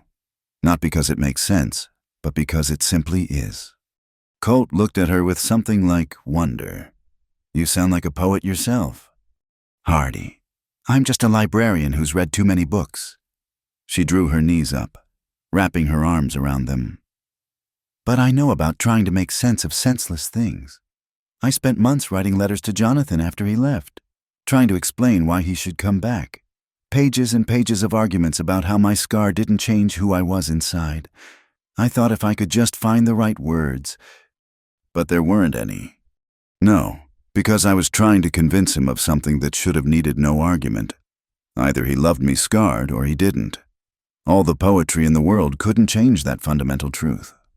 The wind howled harder, and something crashed outside. Colt tensed, ready to check on the horses, but the barn held steady. Just a tree branch, Eleanor said. Or maybe Mrs. Pritchard's fence. She never did fix it properly after the last storm. Colt relaxed slightly. You're learning to read the storm voices, too. I'm learning lots of things. She turned to face him more fully. Colt, what are we doing? He knew what she meant. She could see it in the way his expression shifted. I don't know. Something neither of us planned for. The town is already talking. Mrs. Whelan asked me yesterday if she should start planning a wedding. What did you tell her? Nothing. I just left with my flower. Eleanor picked at a loose thread on her skirt. But she's not the only one asking. Even people who've been kind are starting to wonder. In their world, men and women don't work together, become friends, share spaces like this without expectations. And what are your expectations? The question hung between them like a held breath. Eleanor thought of all the sensible answers that they should take time. Be certain, consider practicalities. But sensible had gotten her nowhere in life. Sensible had kept her in New York too long, had made her accept less than she deserved, had nearly let her get on that train back east 3 months ago. My expectation, she said slowly, is that we stop letting fear decide our futures. We've both been so careful for so long. Maybe it's time to be reckless. Eleanor. No, listen. She turned fully, taking his hands in hers. They were rough, calloused, familiar now. Everyone already assumes that we've been, and we haven't, because we're good people trying to do the right thing. But what if the right thing isn't what they think? What if the right thing is just being honest about what we want? And what do you want? The lamplight flickered. throwing shadows across his face. Outside, the storm raged as if the world were ending. But here, in this small, warm space, Eleanor felt perfect clarity. "You," she said simply. "I want you. Not someday when we're both perfectly healed. Not when the town approves. Not when some arbitrary waiting period has passed. Now, as we are damaged and cautious, but trying anyway." Colt's hands tightened on hers. "You deserve better than a broken-down horseman with more pride than prospects. And you deserve better than a scarred spinster who ran from her life. But here we are." She lifted one of his hands, pressed it to her cheek. "Maybe we're each other's better. Did you think of that?" He made a sound, half laugh, half something else, and pulled her against him. Eleanor went willingly, settling into the circle of his arms like coming home. He smelled of leather and hay and the particular soap he used, scents that had become synonymous with safety. "I think of little else," he admitted against her hair. "Think about it while I'm working, while I'm trying to sleep, while I'm climbing those damn stairs every night just to be near you for a moment. You've undone me. Eleanor Bell, completely." She pulled back enough to see his face. "Good, you've undone me too. Fair's fair." This time when he kissed her, it wasn't the careful press of lips they'd shared before. This was admission and promise and need all at once. Eleanor's hands found his face, holding him steady as they explored this new territory. When they finally broke apart, both were breathing hard. "Stay," he said roughly. "Tonight, I don't mean, just stay. Let me hold you while the storm passes. Let me pretend for a few hours that you're mine and I'm yours and the rest doesn't matter."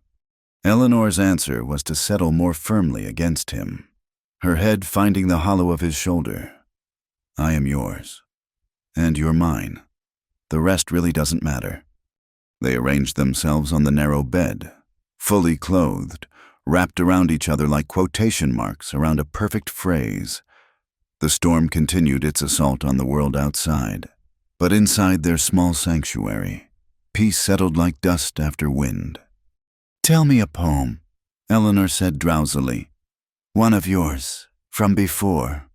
Colt was quiet so long she thought he'd refused. Then, voice soft as memory. "The grass remembers everything, each hoof that passed, each wheel that turned, each rain that fell and failed to bring the green that memory has earned.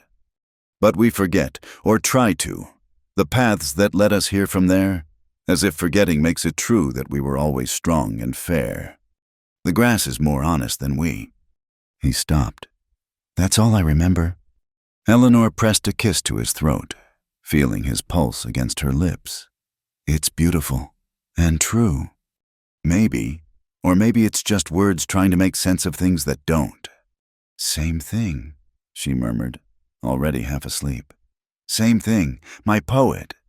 They stayed wrapped together as the storm exhausted itself against the barn walls. And when morning came pale and calm, revealing a world scoured clean, they rose to face it together, changed, claimed, ready for whatever judgment the town might offer, because they'd found something worth defending in the shelter of the storm. Later, people would talk about how they'd emerged from the barn together, how Eleanor's hair was unpinned and Colt's arm was around her shoulders. They'd speculate and whisper and judge. But in that moment, standing in the doorway, looking out at the storm-washed world, Eleanor and Colt saw only possibility. They'd weathered the night. They'd found each other. The rest, truly, didn't matter at all. The third night after the storm, Eleanor stood at her window watching the last light fade from the western sky. She'd moved her few belongings to Colt's quarters above the barn 2 days ago. A quiet declaration that had set the town buzzing like disturbed bees. Now, as she waited for him to return from checking the evening pastures, she tried to quiet the voices in her head, not the town's voices, but her own doubts, whispering of impropriety and consequence. A soft knock at the door made her turn. Strange Colt never knocked at his own room. She opened it to find Samuel Chen, the laundryman, hat in hand and expression troubled. "Miss Bell, Forgive the intrusion. I thought you should know there's talk. More than usual. Mrs. Pritchard and some others are planning to speak to the sheriff tomorrow. They want you removed. Eleanor's stomach dropped. Removed. They're calling it a matter of public morality. Say you're a bad influence on the younger women, living openly in sin. His dark eyes held sympathy. Thought you should have warning. Maybe speak to Reverend Hartley, he's back from Denver. Might help if he could vouch for you. After Samuel left, Eleanor sat heavily on the bed. She'd known there would be consequences, but somehow hadn't imagined they'd involve the law. In New York, scandal meant social death. Here, it might mean actual exile. She was still sitting there when Colt returned, immediately sensing her distress. What is it? Eleanor told him about Samuel's visit. Colt's expression darkened with each word, his hands clenching into fists. They can't force you to leave. You've broken no laws. Haven't I an unmarried woman living with a man she's not related to? Living above the barn where you work. Nothing improper about needing shelter. But they both knew how weak that argument would sound to determined minds. Colt paced the small room like a caged wolf. This is my fault. I should have been more careful. Should have what kept me at arm's length forever. Let me freeze in that drafty room rather than offer shelter. Eleanor stood, intercepting his path. We've done nothing wrong. Colt, nothing except refuse to pretend we don't care for each other. Caring for each other? He stopped pacing, looking down at her with troubled eyes. Is that what we're calling it? The question hung between them, weighty with implication. They'd shared a bed chastely since the storm, wrapped in each other but careful to maintain certain boundaries. They'd spoken around their feelings rather than of them, as if naming might jinx what they'd found. What would you call it? Eleanor asked softly. Colt was quiet for a long moment. Then he crossed to his small desk, pulling out a wooden box she'd never seen before. Inside was a simple gold ring, worn thin with age. This was my grandmother's, he said quietly. Carried it with me through the territories, through the raid, through everything. Always thought well, he closed the box. Doesn't matter what I thought. Eleanor's heart hammered against her ribs. Colt, I'm not proposing, not like this, with the town forcing our hand. He set the box aside, turning back to her. But I need you to know what I feel for you isn't some passing fancy or convenience. He struggled for words. It's like finding water in the desert, like coming awake after years of sleeping.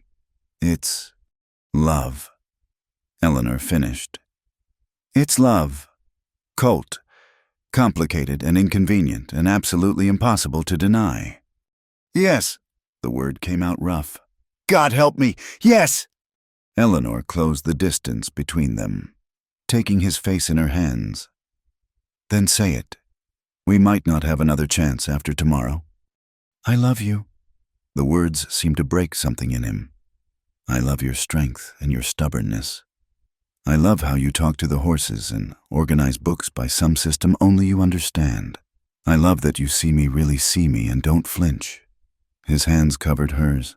I love you, Eleanor Bell, scars and all. And I love you, she whispered. Love your careful hands and your patient silences.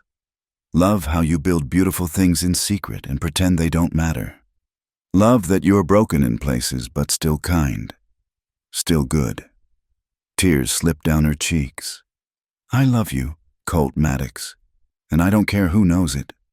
He kissed her then, deep and desperate, as if they could pour all their unspoken words into this one point of connection.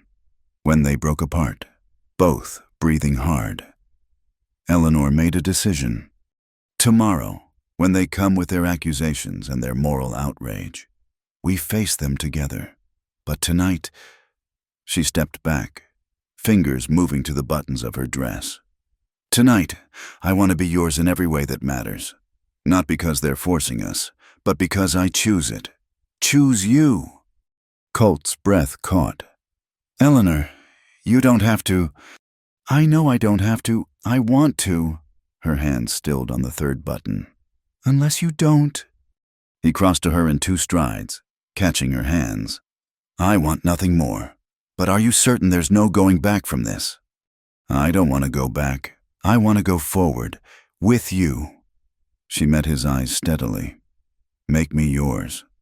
Colt, let me make you mine. Give us this. Whatever tomorrow brings. What followed was a careful dance of discovery. Tentative at first, then bolder as they found their rhythm.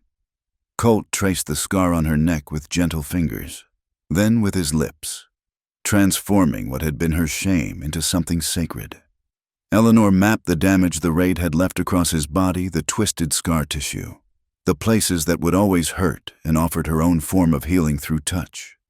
They came together like 2 halves of a broken whole, finding that their jagged edges fit perfectly. In the darkness, wrapped in each other in the quiet certainty of belonging, they spoke without words. Every touch was a promise, every sigh a declaration, every moment a defiance of those who would deny them this connection. Later, as they lay entwined in the narrow bed, Colt pressed his lips to Eleanor's temple. Whatever happens tomorrow. Shh. She turned in his arms, finding his mouth with hers. Tomorrow doesn't exist yet, only this. But tomorrow came anyway, harsh and bright with spring sunshine.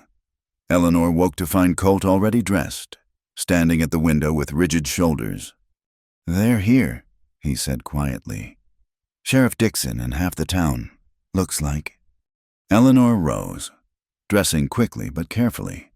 If she was to be run out of town, she'd face it with dignity.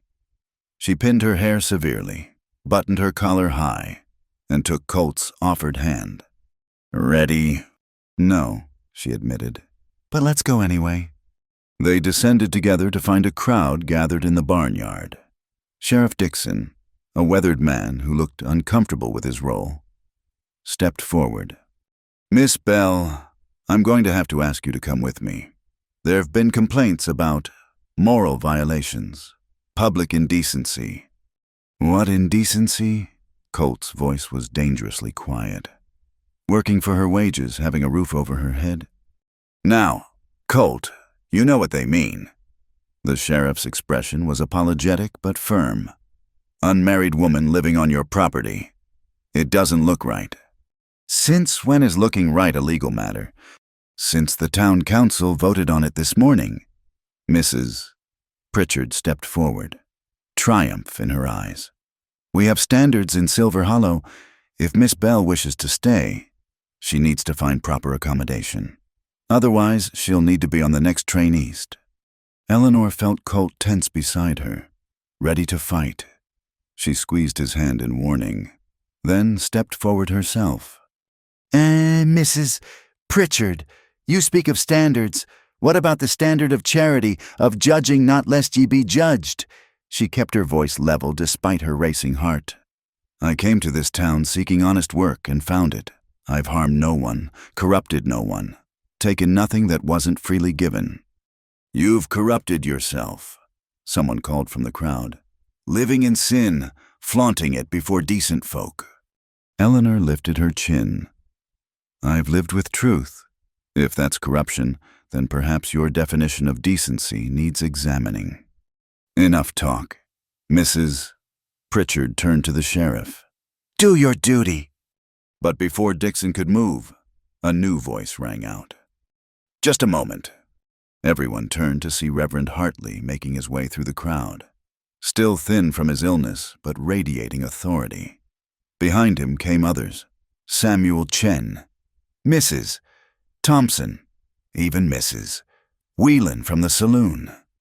I've been away too long, it seems, the Reverend continued. Long enough for fear to replace compassion, for judgment to override mercy. He looked directly at Mrs. Pritchard. Tell me, Martha, when did we become the sort of town that exile women for the crime of working hard and finding shelter? Reverend, surely you can see. I see a woman who answered my advertisement for a librarian, who arrived to find that position gone, who nevertheless stayed and made herself useful. I see she's opened a lending library that serves our children. I see she's worked honestly alongside Mr. Maddox, who's known to be a man of good character, living in his quarters unmarried. And if they were to marry, the Reverend's eyes twinkled slightly, would that satisfy your moral concerns? Eleanor felt Colt shift beside her. Reverend, it's a simple question. Mr. Maddox, do you intend to marry this woman? Colt looked down at Eleanor, a question in his eyes. She nodded slightly, and he turned back to the crowd. I intend to marry her the moment she'll have me. Today, if she's willing. A murmur ran through the crowd. Mrs. Pritchard's face flushed. That's not, you can't just... Actually, they can. Reverend Hartley smiled. I'm authorized to perform marriages, and I see no impediment, unless Miss Bell objects. Eleanor looked up at Colt, seeing her own mix of surprise and certainty reflected in his eyes. This wasn't how she'd imagined it, forced by circumstance, surrounded by hostile faces. But the fundamental truth remained unchanged. I don't object, she said clearly. What followed was the strangest wedding Silver Hollow had ever seen. There in the barnyard, with horses looking on and the crowd serving as reluctant witnesses, Eleanor Bell and Colt Maddox spoke vows that turned scandal into sacrament. Mrs. Whelan produced a ring from somewhere not Colt's grandmother's, but a simple band that would do. Samuel Chen offered his congratulations in Mandarin and English. Even some who'd come to condemn found themselves caught up in the unexpected romance of it. When Reverend Hartley pronounced them married and Colt kissed his bride, the crowd dispersed with remarkable speed. Mrs. Pritchard left muttering about irregularities, but the sheriff tipped his hat and declared the matter settled. As the barnyard emptied, Eleanor found herself laughing, partly from relief, partly from the absurdity of it all. Not quite the wedding you dreamed of, I imagine, Colt said, holding her close. I stopped dreaming of weddings years ago, Eleanor replied.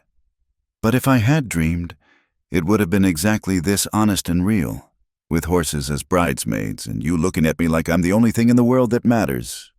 You are, he said simply, the only thing that matters. That night, in the room above the barn that was now officially theirs, Colt gave Eleanor his grandmother's ring. She wore it on a chain around her neck, close to her heart, close to the scar that had brought her here. Don't close your eyes yet, he whispered as they lay together in the darkness.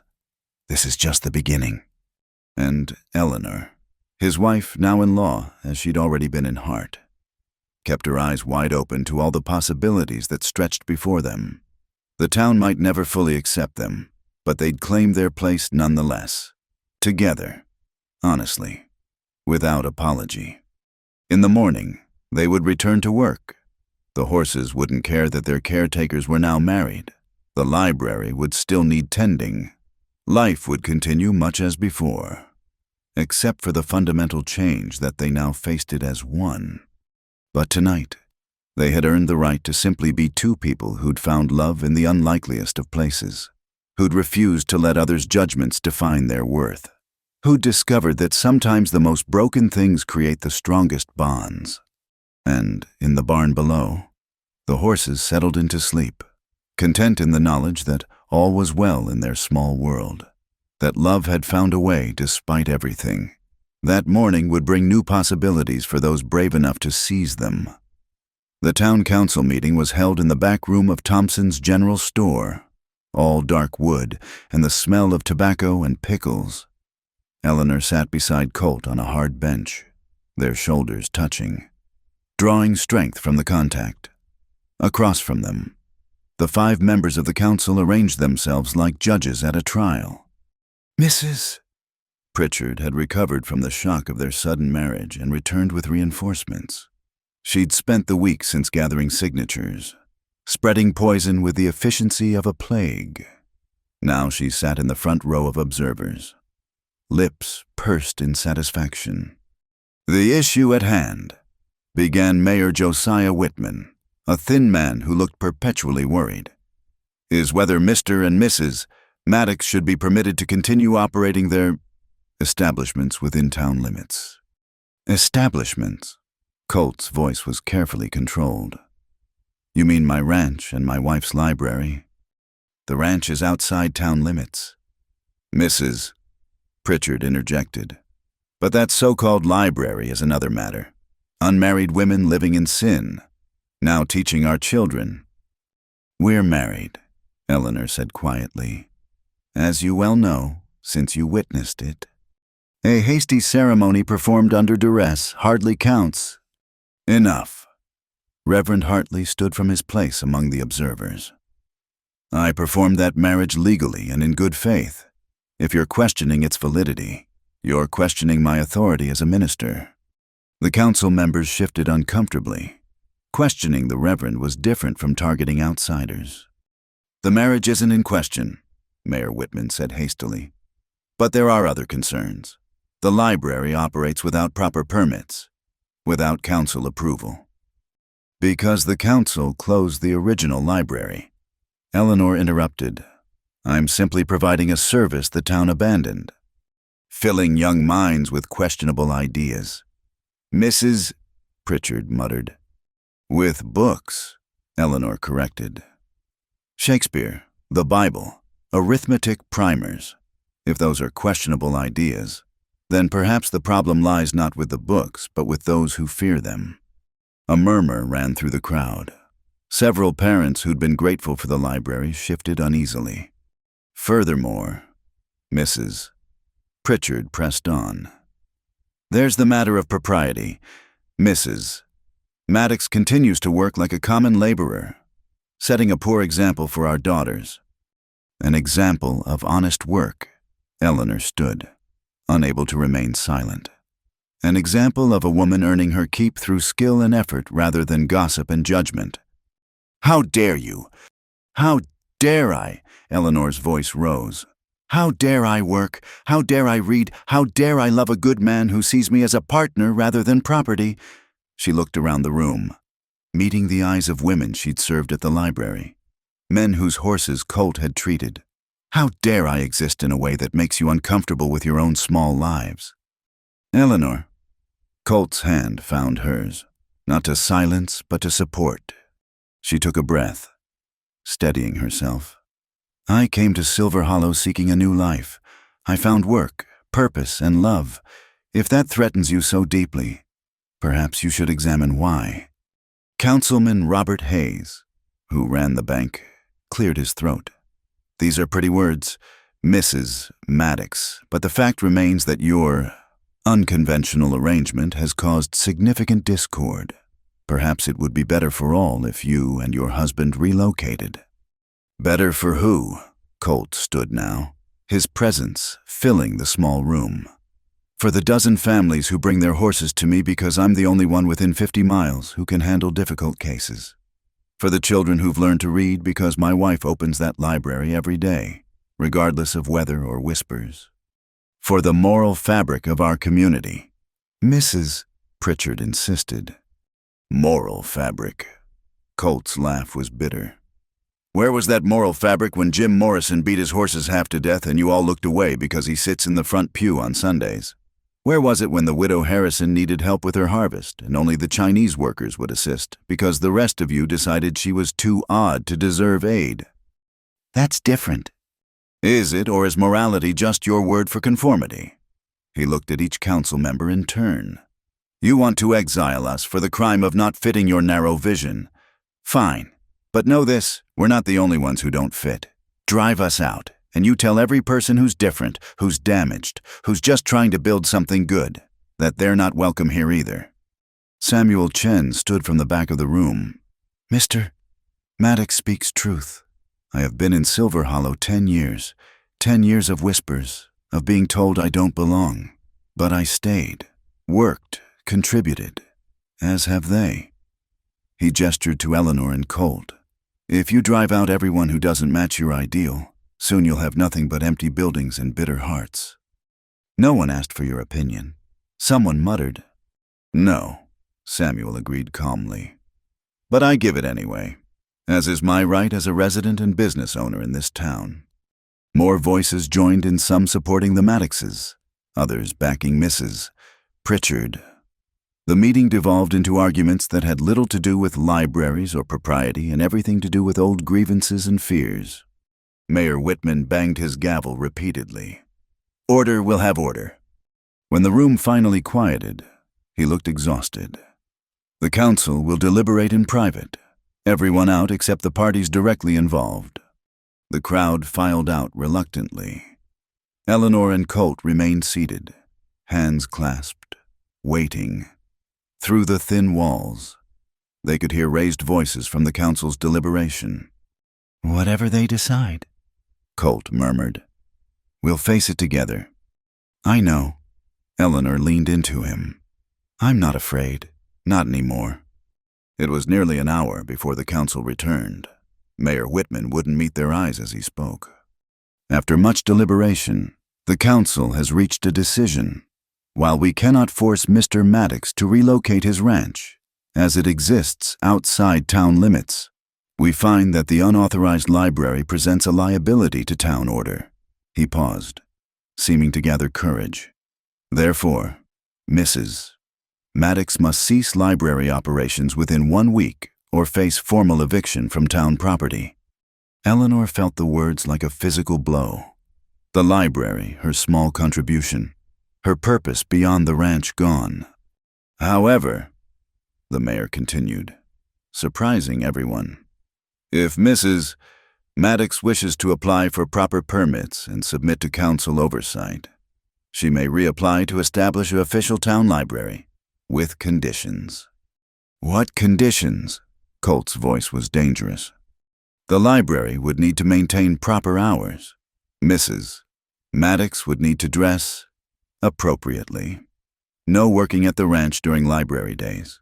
And all books would need council approval before being made available to children. It was a trap, Eleanor realized. They were offering her a cage, a way to continue her work, but only if she agreed to be tamed, controlled, made acceptable. I need time to consider, she said carefully. Of course. You have 1 week. As they left the meeting, Eleanor felt the weight of the town's eyes. Some held sympathy, others satisfaction. Mrs. Pritchard looked triumphant, already tasting victory. Outside, Colt pulled Eleanor aside. You don't have to accept their terms. We can manage without the library. Can we? It's not about the money. Colt, it's about... She struggled for words. It's about mattering. About being more than just your wife or their scandal. The library is mine, something I built. Then we'll fight for it, find another way. But as they walked home through streets that suddenly felt hostile, Eleanor wondered if there was another way. The council had been clever. They couldn't exile her for being different, but they could regulate her into conformity or irrelevance. That night, unable to sleep, Eleanor slipped out to the barn. The horses nickered softly as she passed, familiar with her nighttime wanderings. She climbed to the loft and sat among the hay bales, looking out at the lights of Silver Hollow. Can't sleep either. She turned to find Colt climbing up beside her. I didn't mean to wake you. You didn't? Bed's too cold without you? He settled beside her, wrapping a blanket around both their shoulders. Talk to me. I don't know what to do, Eleanor admitted. Accept their terms and lose myself piece by piece, refuse, and lose the library entirely. Either way, they win. Do they? Seems to me you've already won more than they wanted to give. You're here. We're together. That's not nothing. But is it enough? Colt was quiet for a moment. Remember what you told me once about poetry, not making sense of things but finding beauty anyway. Maybe that's what we do here. Maybe we find beauty in the compromise, in the small victories. You think I should accept their terms? I think you should do what lets you sleep at night, what lets you look in the mirror without flinching. He pulled her closer. But whatever you decide, I'm with you. If you want to fight, we fight. If you want to walk away, we walk. If you want to burn the whole town down, I'll bring the matches. Eleanor laughed, despite everything. Reverend Hartley probably wouldn't approve of arson. Probably not. Colt agreed. But he'd understand the impulse. They sat in comfortable silence, watching the stars through the loft window. Finally, Eleanor spoke. I'll accept their terms, but on my conditions too. Such as, I'll dress appropriately by my definition, not theirs. I'll maintain proper hours that serve the people who need the library most. I'll submit books for approval and then publicly post which ones they reject and why. She turned to him, fire in her eyes. I'll follow their rules so perfectly they choke on them. And all the while, I'll be teaching children to think, to question, to see beyond the narrow boundaries of acceptable thought. Colt grinned, the expression transforming his face. That's my wife, subversive in a respectable dress. They want to tame me, fine, but tame things can still bite. That they can. He kissed her temple. Come back to bed. Tomorrow we start planning your perfectly proper, absolutely revolutionary library. As they climbed down from the loft, Eleanor felt something shift inside her.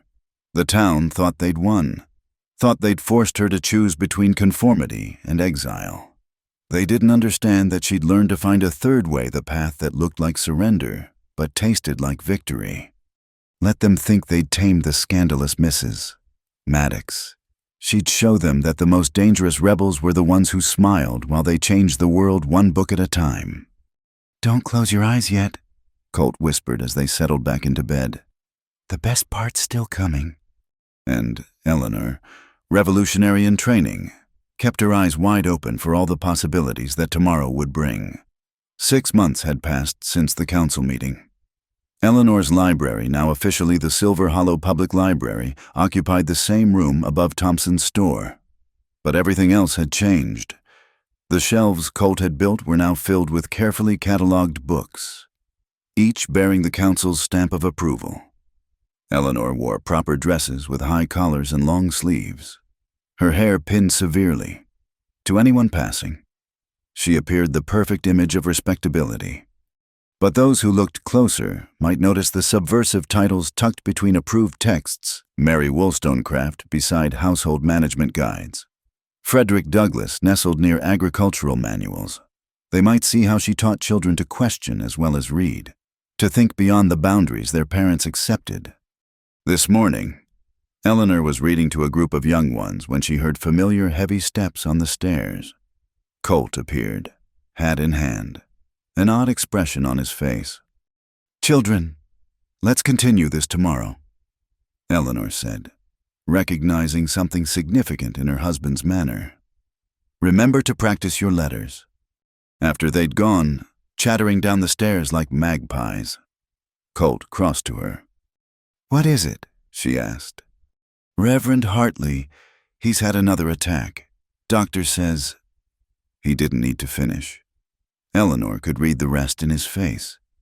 They closed the library and went to the parsonage, finding it already crowded with townspeople. Even Mrs. Pritchard was there, face solemn for once. Death had a way of making petty disputes seem smaller. The Reverend was propped in bed, breathing shallow but eyes still bright. He smiled when he saw them. Ah, the Maddoxes. Come closer. Eleanor took his thin hand, feeling the fragility of it. This man had stood for them when few others would, had married them in a barnyard, had defended their right to exist as they were. Thank you, she whispered. No tears, he said gently. I've had a good run. Seen this town grow from nothing to something. Seen love triumph over fear a time or two. His eyes twinkled. Your library's doing well. Very well. The children are learning so much. Good. Keep teaching them to question. Eleanor, comfortable minds make for small souls. He turned to Colt. And you, still writing poetry in secret. Colt started. How did you... I know everything that matters in this town. The Reverend's smile was mischievous even now. Don't let that gift die. The world needs beauty as much as it needs strong backs. They stayed until he tired, then left to make room for others. Outside, Eleanor took Colt's arm. "He knew about your poetry." "Apparently, though I haven't written in years. Maybe you should start again." That evening, instead of their usual quiet supper, they were interrupted by a knock. Eleanor opened the door to find young Thomas Chen, Samuel's son, clutching a paper. "Mrs. Maddox, Papa sent me. There's to be a meeting about who should speak at Reverend Hartley's service." Eleanor read the notice. The town council was accepting proposals from residents about who should deliver eulogies. It was their way of controlling even grief, ensuring only the right people spoke for the dead. "Thank you. Thomas, tell your father we'll be there." The meeting was that very night, rushed to ensure decisions were made before emotion could override propriety. Eleanor and Colt arrived to find the room already full. Mayor Whitman looked harried as he called for order. "We're here to select appropriate speakers for Reverend Hartley's funeral service. The council has prepared a list." "If I may." Eleanor stood, surprising everyone, including herself. "I'd like to propose that we open the floor to anyone who wishes to speak about what Reverend Hartley meant to them. Not just council-approved voices, but all voices." "That's highly irregular." "So was Reverend Hartley." Eleanor continued. "He believed in inclusion, in hearing from everyone. Shouldn't his funeral reflect his values?" "The woman has a point," said Mr. Hayes from the bank, surprising everyone. Hartley never did follow conventional patterns. What followed was unexpected, one by one. People stood to share stories. The Reverend who'd blessed crops and businesses alike, who'd counseled through grief and celebrated joys, who'd stood between the town's judgment and those who needed sanctuary. Even Mrs. Pritchard rose, voice unsteady. "He baptized all 3 of my children, sat with my husband when he was dying. I didn't always agree with him, but he was a good man." By meeting's end, it was decided the funeral would be open to all who wished to speak. It was a small victory, but Eleanor felt it like sunshine after storm. The funeral itself was unlike anything Silver Hollow had seen. The church overflowed, people standing in the aisles and outside the doors. Eleanor spoke about finding unexpected sanctuary. Colt, in a moment that shocked everyone, shared a poem he'd written about grace found in unlikely places. Samuel Chen read from Confucius about kindness transcending boundaries. Even the cemetery gathering felt different.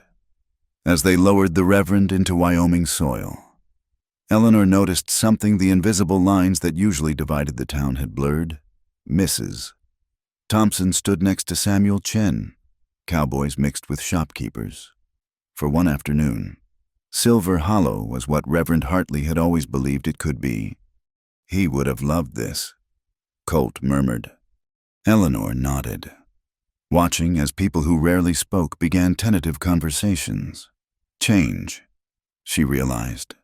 Real change. Slow as spring, but just as inevitable. In the weeks that followed, the town shifted subtly. The library saw more visitors adults now, not just children, curious about books they'd never considered. Some still whispered about the unconventional Mrs. Maddox, but others began to whisper different things. How she'd helped young Beth Morrison with her arithmetic. How she'd found exactly the right book for Widow Harrison's loneliness. One evening, as Eleanor was closing the library, she found an envelope slipped under the door. Inside, in careful handwriting, *Mrs. Maddox, I owe you an apology. I let fear and propriety blind me to goodness. You and your husband have brought something valuable to Silver Hollow, the courage to be different. My daughter wants to read more than housekeeping guides now. She wants to learn, to think, to question. I find I want that for her too. Martha Pritchard *. Eleanor read it twice, hardly believing. She showed it to Colt that night as they sat before their small stove. People can change, she said wonderingly. You changed them, by staying, by refusing to be anything but yourself. We changed them. Eleanor corrected, by showing them there's more than one way to live a good life. Spring arrived fully, bringing with it foaling season and longer days. Eleanor divided her time between the library and the ranch, no longer caring if it scandalized anyone. She wore practical clothes when working with horses, proper dresses for the library, and felt fully herself in both. One evening, as she and Colt worked side by side treating a mare's infected hoof, he said quietly, "I've been thinking about what Reverend Hartley said, about not letting gifts die." Eleanor looked up, and, "I've been writing again? Just little things, observations." He looked almost shy. "Would you, that is, might you read them?" "I'd be honored."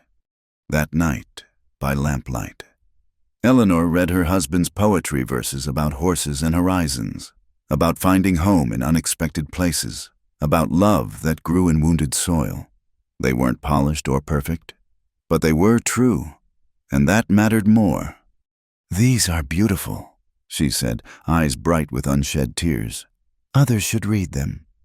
"Maybe someday. For now, it's enough that you have—" Eleanor set the papers aside and moved into his arms. They sat together, watching the fire burn low, comfortable in their shared silence. The town had tried to break them, remake them, force them into acceptable shapes. Instead, they'd found a way to remain themselves while slowly, patiently, helping others see that different didn't mean dangerous. "You know what I realized today?" Eleanor said. "What's that?" "I'm happy, truly, simply happy. Not despite the struggles, but because of them. Because they brought me here, to you, to this life I never imagined but can't imagine living without." Colt pressed a kiss to her hair. "Don't close your eyes yet. This is just the beginning." But Eleanor did close her eyes, safe in his arms, surrounded by the life they'd built. Tomorrow would bring new challenges. There would always be those who feared change, who preferred their world small and controlled. But tonight, in their room above the barn, with spring wind rattling the windows and horses settling in their stalls below, they had everything they needed. They'd found love in the ruins of old dreams. They'd built something new from broken pieces. They'd proven that sometimes the best lives were the ones that didn't follow anyone else's pattern. And in Silver Hollow, slowly but surely, others were beginning to see that too. The library stayed open. Minds expanded one book at a time. The ranch prospered, healing horses and teaching patience. And two people who'd arrived separately, scarred and searching, had created a home that welcomed all who needed sanctuary. It wasn't the life either had planned. It was better, messier, harder, infinitely more real. And as spring bloomed fully across the Wyoming plains, bringing new life and new possibilities, Eleanor and Colt faced it together, eyes wide open to whatever came next. In the distance, a nightingale sang unusual for Wyoming. But then, unusual had become their specialty. They listened to its song, holding each other close, grateful for scars that had led them home, for a town that was learning to expand its definitions of belonging, for love that grew stronger in the face of opposition. The story didn't end there, of course. Stories like theirs never really end, they just transform, season by season, into something richer and deeper. But if there was a moment to pause, to say, here is where pain became purpose, where loneliness became love, it was this two people in a small room above a barn, building a life that mattered, one careful day at a time. "Don't close your eyes yet," Colt had whispered all those months ago. And Eleanor, finally home, never did. Thank you so much for listening to this story. I'd love to know where you're enjoying these tales, whether you're listening during your commute, relaxing at home, or perhaps even out on the range somewhere. Please share your thoughts in the comments below and let me know what touched your heart in Eleanor and Colt's journey. If you enjoyed this story, please subscribe to Wild West Stories 1850 and hit that like button. And don't forget to click the hype button to help more people discover these tales of love and courage in the American frontier.